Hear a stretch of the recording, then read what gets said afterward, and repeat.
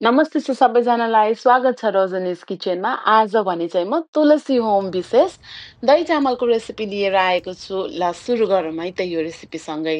सुरुमा चाहिँ मैले दही लिएको छु। यो चाहिँ ग्रिक योगर्ट हो। यो चाहिँ अलि अमिलो अमिलो दही लिएको छु। हजुरहरूले गुलियो दही पनि लिन सक्नुहुन्छ या आफूले घरमै बनाउनु भएको दही लिन पनि सक्नुहुन्छ। यो दही आफ्नो कति खाने भन्ने अनुसारले राखिसकेपछि मैले चाहिँ रातभरि भिजाएको यो ज्यास्मिन चामल राख्दैछु र त्यसलाई चाहिँ राम्रोसँग चलाउँछु। यदि हजुरहरूले भिजाउनु भएको छैन भने चाहिँ 1 घन्टा पनि सोक गर्न सक्नुहुन्छ। त्यसपछि मैले किसमिस राखेँ। यो किसमिस पनि राखेर एकछिन चलाउँछु र मैले चाहिँ स्याउ, सुन्तला अनि केरा यसलाई राम्रोसँग काटेर मिक्स गरिदिन्छु।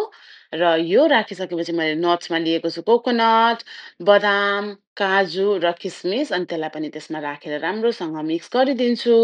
यो चाहिँ राम्रोसँग एकछिन चलाइदिन्छु। हजुरहरूले आफूलाई मनपर्ने अरू फ्रुट्स पनि हाल्न सक्नुहुन्छ। मैले चाहिँ यति नै अभाइलेबल थियो। त्यसपछि म दालचिनीको पाउडर हाल्छु। त्यसपछि स्वादअनुसार आफ्नो चिनी हाल्ने। चिनी चाहिँ मैले जम्मा 2 चम्चा हालेको छु र त्यसपछि चाहिँ मैले मरिच राखिदिएँ र मरिच राखेर एकछिन यसलाई चलाइदिन्छु। यसलाई राम्रोसँग चलाइसकेपछि चाहिँ यसको डेकोरेसनको लागि चाहिँ लास्टमा थोरै तिल हालिदिनु होला। यदि हजुरहरूसँग सेतो, कालो जुन पनि तिल छ, हजुरहरूले त्यही अनुसार हालिदिनु होला र हाम्रो दही चामल रेडी। यदि हजुरहरू पनि मन पराउनुहुन्छ भने यस्तै गरी बनाएर खानुहोला र हाम्रो दही चामल चाहिँ यसै गरी रेडी भएको छ र तुलसी पूजाको सबैलाई शुभकामना। धन्यवाद। बाई।